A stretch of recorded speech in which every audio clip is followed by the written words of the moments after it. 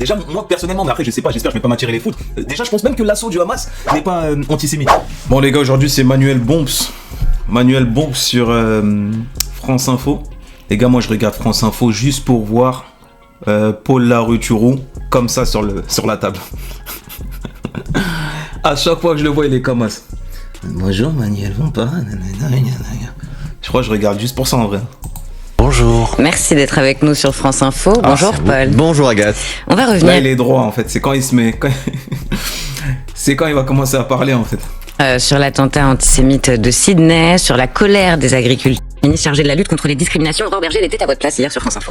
Toutes celles et ceux qui, depuis 7 octobre, ont participé à nourrir cet antisémitisme, ont déversé une espèce de haine obsessionnelle d'Israël, sont en partie responsables de ce qui se passe. De manière très coordonnée, en quelques minutes, ils ont immédiatement posté et publié un message. Enfin, c'est pas un tweet qui va effacer 2 ans. Je sais pas moi, il y a plein de gens qui tweetent, il y a plein de partis qui tweetent de manière coordonnée. Le Rassemblement National, ils ont pas tweeté aussi de manière coordonnée après le meurtre d'Aboubacar?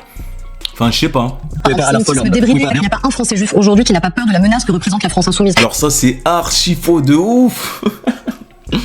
Moi, comme je dis la famille, hein, on se rend pas compte de tous les juifs qui sont derrière les partis de gauche, certes comme le PS, mais aussi comme la France insoumise. Hein. Il y en a un tas. D'ailleurs, je rappelle hein, le frère qui avait commenté dans une de mes vidéos, qui s'appelait Yoav, qui est franco-israélien et qui soutient LFI. Il s'est rendu compte, je pense que même il est encore plus conscient que moi qu'LFI n'est pas antisémite. On les voit. C'est absolument indigne, voilà ce que je réponds. Écoutez, Madame Berger s'étonne que quand ce terrible drame a été rendu public, que nous ayons réagi. Enfin, il n'y a pas que la France insoumise qui a réagi. Des coordonnées, effectivement, quand on a regardé. Alors, à 11h46, à 12h46, vous publiez un tweet évoquant vous aussi un horrible attentat terroriste. C'est incroyable, 12h46. C'est une dinguerie, ils se sont concentrés sur l'heure. J'ai jamais vu ça. En fait, il y a vraiment qu'avec LFI que tu fais ça. En fait, ils font pas ça avec les autres. C'est vraiment que LFI. C'est incroyable. Tous en même temps les mêmes termes. Donc il fallait quoi, qu'on attende chacun 2 heures alors que le drame venait d'être annoncé. Évidemment que tout le monde a réagi. Vous pourriez dire que j'étais coordonné avec les membres du gouvernement qui ont réagi à ce moment-là. Évidemment que vous réagissez à partir du moment où vous apprenez un drame. Enfin, qu'est-ce que c'est que cette histoire? C'est vraiment un procès totalement fou. Franchement, Aurore Berger, c'est chaud. Hein. C'est chaud, je sais pas. Peut-être qu'il y a quelque chose. En fait, je peux pas m'empêcher de penser qu'il y a quelque chose derrière. À chaque fois, hein, vous allez penser que je suis complotiste, je sais pas quoi. Mais c'est pas possible. Je me dis qu'elle est sûrement payée à la critique. Elle est sûrement payée au mot LFI et au mot antisémite. C'est obligé. Enfin, je sais pas, c'est le ministre de la discrimination. Mais elle met en avant que l'antisémitisme. Moi, je suis d'accord, faut combattre l'antisémitisme de tous les côtés. Mais poto, le racisme, tous les racismes qu'on a pu voir, l'islamophobie, le racisme, je l'ai jamais entendu. Sur Zemmour, je l'entends pas. Sur les propos d'Édouard Philippe sur la colonisation, je l'ai pas entendu. Enfin, je sais pas. Et pourtant, il y a matière à communiquer. Hein. Mais non, elle, c'est que LFI.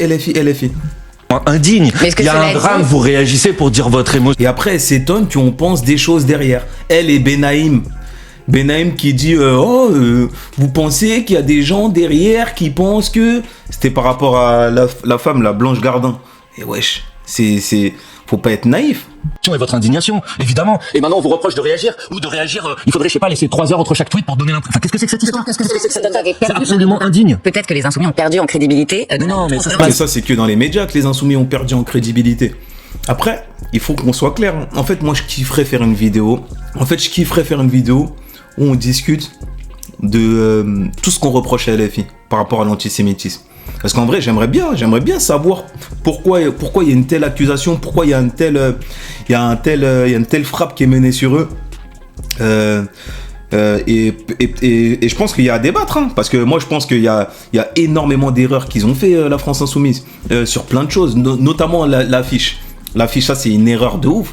Donc je pense qu'il faudrait qu'on fasse un truc. Mais par contre, les propos de Jean-Luc Mélenchon qui dit l'antisémitisme est résiduel. Dire que ça c'est antisémite, c'est abusé de dire ça. Pour moi c'est très stupide de dire ça. Donc tu vas me traiter d'antisémite parce que je fais une statistique sur l'antisémitisme. C'est intellectuellement, je trouve ça très très très faible. Et le problème c'est ça en fait. Ils ont tout mis dedans. Ils ont fait un melting pot. Ils ont tout mis dans l'antisémitisme. Dire que le Hamas mène une action légitime, ça c'est ils disent que c'est antisémite. Ah non, faut l'expliquer. En fait, c'est pas blanc ou noir. Faut expliquer. Il y a un contexte. Il y a ci, il y a ça. Déjà, moi personnellement, mais après je sais pas. J'espère que je vais pas m'attirer les foudres. en disant que moi je pense que déjà je pense même que l'assaut du Hamas n'est pas antisémite. Pour moi c'est pas antisémite. C'est bien sûr je le condamne mais vraiment de toutes les forces hein, mais je le condamne je pense même plus que eux qui eux sont là pour agiter les peurs. Je le condamne mais vraiment d'une force inouïe. Voilà. Parce que moi pour moi tu tues un innocent pour moi c'est bon c'est fini. Et eux ils ont tué des innocents qui n'ont rien demandé. Pareil pour Netanyahou il a tué des innocents qui n'ont rien demandé.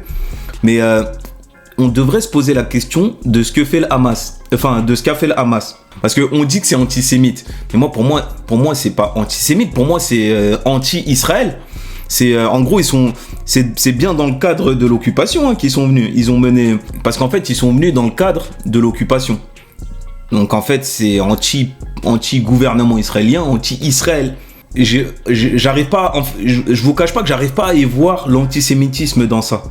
Parce que antisémite, c'est en mode, vous êtes des juifs, on doit vous éliminer. Sauf que là, c'était en mode, y a un contexte. Le contexte, c'est occupation du peuple israélien, nanani, ce qui se passe à Gaza, tout ça. Et eux, ils viennent en réponse à ça. Une réponse qui est à condamner de toutes parts, hein, qui est à condamner. C'est pour ça que je me pose la question.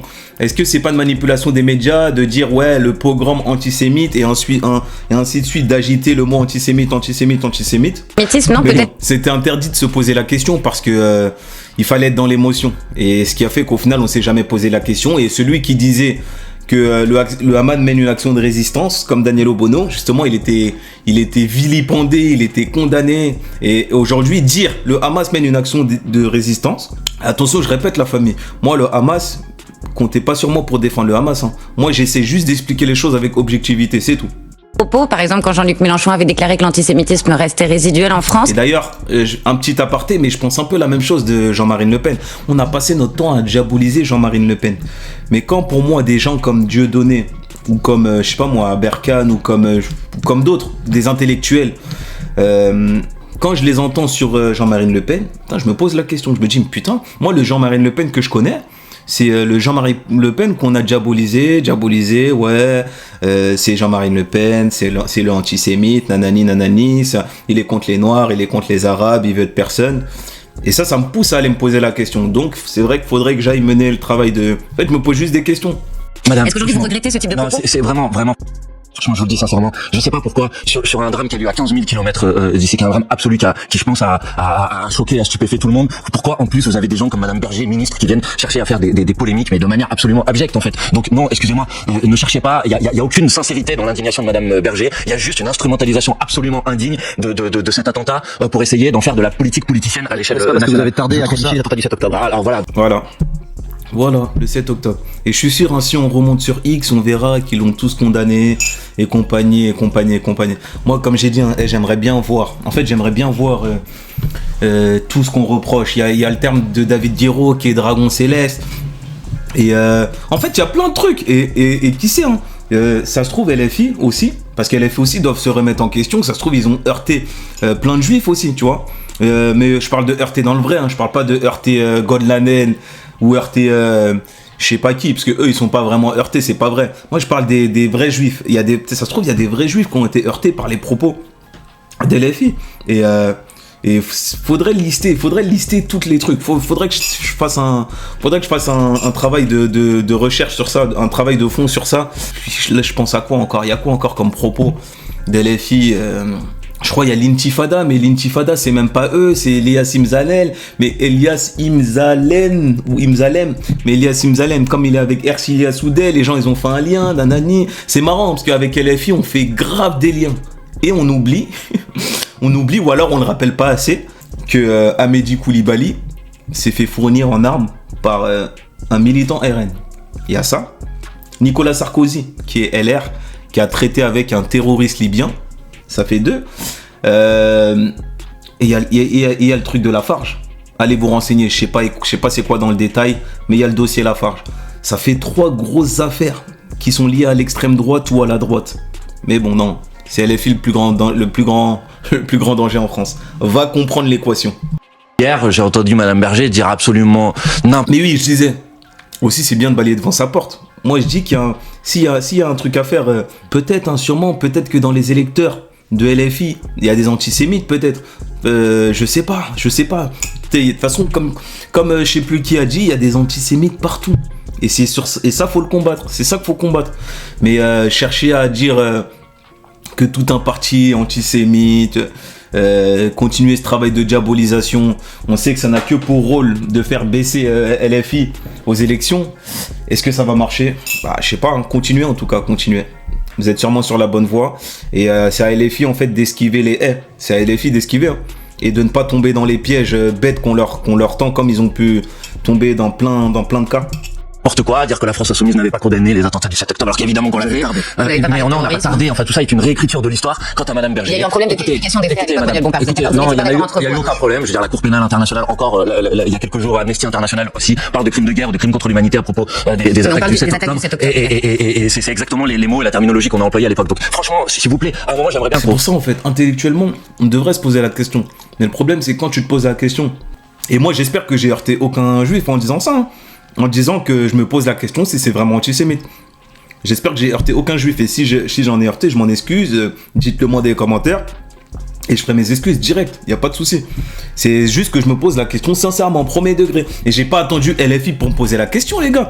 Il y a un contexte, on voit. Hein, vous savez, le monde, il tourne pas sur LFI. Hein. C'est vrai que je fais beaucoup de vidéos sur LFI. C'est vrai que Manuel Bompard, c'est un crack. C'est vrai que Jean-Luc Mélenchon, c'est un crack. C'est vrai que David Guiraud, c'est un crack.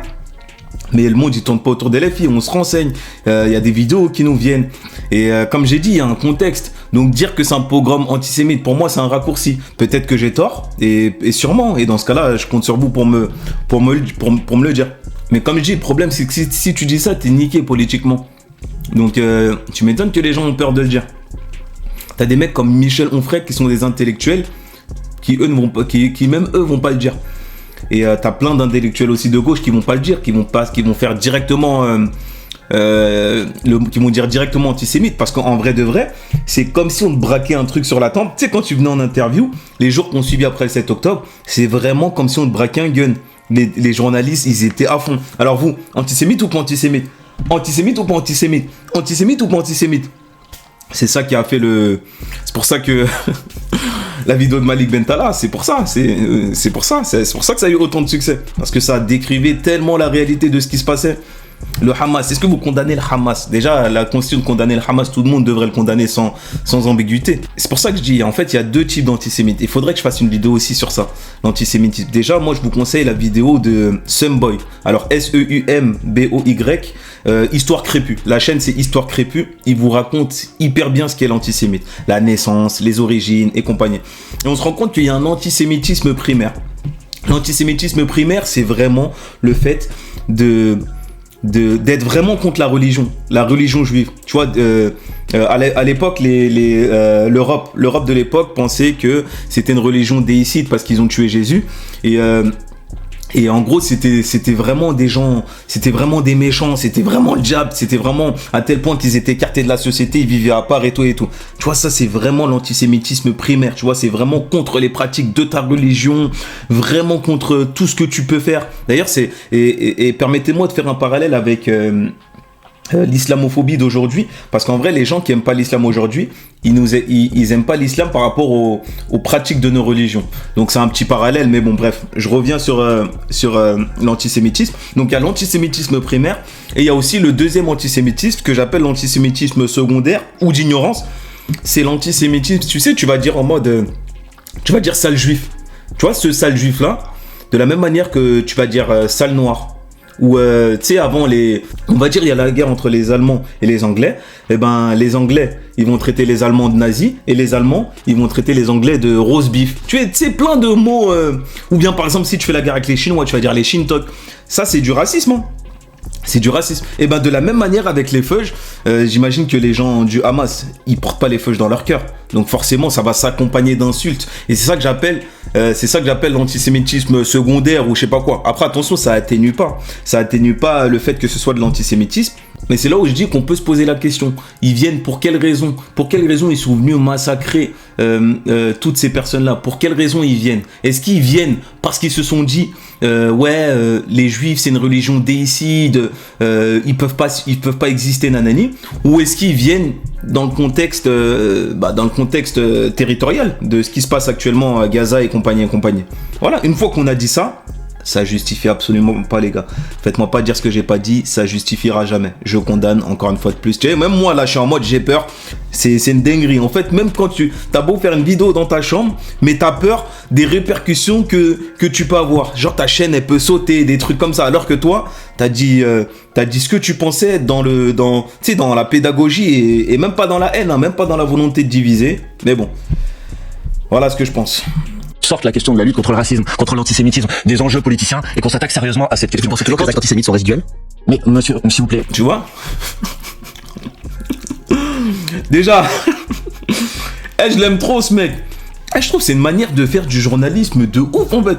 Il est comme as. Il est comme as sur sa table. C'est une galère, Paul. Vous pensez toujours que c'est résiduel? T'es wesh. Mais monsieur, s'il vous plaît. En fait, il est cool. Non, c'est pas important ce que j'ai déjà. Wesh. C'est moi, il y a une main là-bas, une main là-bas. Et c'est comme ça, lui, il est à l'aise. Hein. Il est tous les jours comme ça. C'est comme ça qu'il pose ses questions. C'est comme ça, ou soit il est. Si on dirait, il est en mode gueule de bois de la veille. Et là, la question, on va se concentrer sur le fond. Il a posé la question, vous pensez toujours que l'antisémitisme est résiduel? Pareil, ça c'est le propos de Mélenchon. Mais même s'il le pensait, c'est pas antisémite de dire ça. Je sais pas moi, c'est... Et d'ailleurs, il s'appelle comment? Bruno Retailleau aussi, il l'a dit. Il a dit l'antisémitisme est résiduel à l'extrême droite. Alors que je suis sûr et certain qu'il y a beaucoup plus d'antisémitisme à l'extrême droite que chez LFI, encore aujourd'hui. Mais bon, on fait semblant de pas le voir. Répondu 40 fois à cette question. Monsieur Mélenchon, quand vous avez cherché à polémiquer avec lui sur ce sujet, a parlé des manifestations de solidarité avec le peuple palestinien en disant qu'il n'y avait pas d'antisémitisme dans ces manifestations. Voilà. Évidemment. C'est tout qu'il a dit.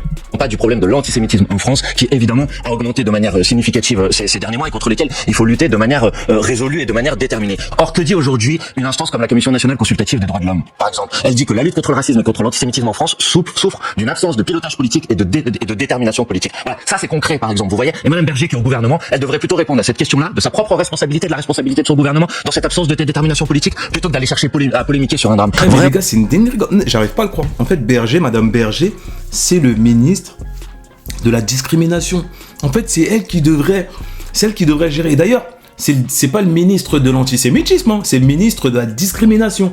Ça veut dire qu'il y a antisémitisme ici, il y a racisme ici, il y a islamophobie ici. Elle, c'est discrimination. Ça veut dire que c'est censé être en haut. En fait, elle est censée être là. Elle n'est pas censée être au niveau de l'antisémitisme. Mais elle fait que ça. Et franchement, c'est pas digne du tout. C'est pas digne du tout pour quelqu'un qui est censé être à ce poste-là. Et moi, je répète, la famille, conformément à ma vidéo d'hier, nous, les musulmans, on a un rôle à jouer, moi, je pense. Moi, je trouve. Hein. Et je vais le répéter, et je le répéterai autant de fois qu'il faut.